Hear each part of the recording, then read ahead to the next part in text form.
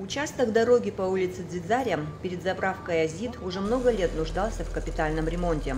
Автомобилисты, которым приходилось тут проезжать, всегда задавались вопросом, кто должен отремонтировать – городские власти или владельцы заправки. В итоге сумма в 4 миллиона рублей, которая понадобилась для укладки асфальта, будет совместно выделена администрации города и компании «Азид».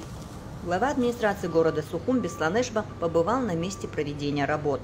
Данный участок, он давно всех беспокоил, как и администрацию города, и, разумеется, жителей. Давно здесь разбитая дорога на этой развязке, поэтому нам удалось с компанией «Азид» договориться и совместными усилиями, изыскать средства. Пополам мы будем платить. Общая сумма 4 миллиона 300 тысяч. Половину будет платить администрация, вторую половину будет платить компания «Азид». Я думаю, что если погода позволит, буквально пару дней, сегодня, завтра, в 2 слоя будет уложен асфальт такой хорошей, долгой перспективой и качества. Асфальт привозят с Гудаутского завода на больших самосвалах. Здесь довольно большая протяженность дороги, требующая укладки нового покрытия – 2000 квадратных метров. Поэтому за день успеют уложить только первый слой на части дороги. Бесланешба рассказал, что достигнута договоренность с Абхазавтодором об укладке асфальта на улице Лакоба, в чьем ведении и находится эта дорога республиканского значения. Сплошной асфальт на Лакоба уложат в промежутке между улицами Тбар и Абазинская. Ранее планировалось сделать ямочный ремонт и даже уже засыпали асфальтом часть улицы, но состояние дороги таково, что залатанных участков оказывалось слишком много. Техника отсюда как закончить, завершит работу, это же гудаутское предприятие переходит сразу на улицу Лакоба. Также будут большими картами заменен асфальт на перекрестке в районе 10-й школы и кабинета министров. Далее большой картой на перекрестке, где детская поликлиника, там тоже разбиты очень многочисленные ямы. Это делаться будет усилиями автодора. Но с другой стороны мы берем на себя нагрузку по республиканским дорогам, по всем ямочным ремонтам.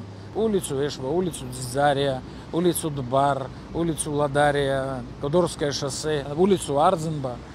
Тот участок, который попадает в республиканские дороги, мы там пройдемся ямочным ремонтом. Это тоже немалые суммы, но у нас ни техники нету, ни возможности проводить сплошную укладку асфальта. Это только у серьезных специализированных организаций, как гудаутское предприятие или как ачимчирское предприятие. У нас практически каждую ночь идет дождь.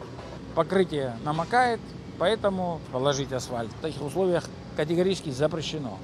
Поэтому это со слов специалистов, Поэтому здесь много факторов участвует, то есть предприятие, сам асфальт, погодные условия, с запасом хотя бы 1 день сухой, на второй день пока ведутся работы и так далее.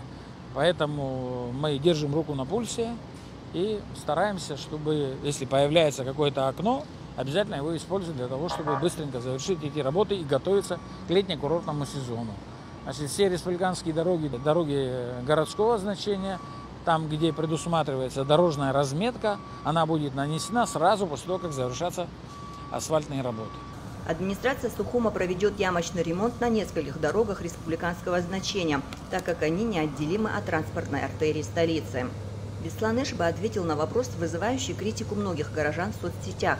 Почему предпочтение отдается ямочному ремонту, а не укладке сплошного слоя асфальта? Все дело в подземных коммуникациях. Пока их не привели в порядок, прорывы и аварии будут провоцировать снятие нового покрытия. Недавно, недели 2 назад, на улице Лакоба напротив Амрабанка была серьезная авария. Глубина залегания более 3 метров. Если мы там положим, там где планируется сейчас положить асфальт, то нам пришлось бы новый асфальт скрывать. И сейчас будет то же самое, скорее всего. Мы говорим о том, что идем по ямочному ремонту, потому что коммуникации им уже более 50 лет. Я уже это много раз говорил, но с учетом сложившейся обстановки, так скажем, и большого количества недовольства, и самим не хочется по этим ямкам ездить, и, как говорится, поэтому я думаю, что с пониманием отнесутся, даже если придется ломать новый асфальт. Тогда, когда старые коммуникации дадут о себе знать. И все, и придется снова латать. Все эти нюансы администрация учитывает, и хотел бы, чтобы наши жители тоже учитывали эту ответственность, и быть безответственным не хочется.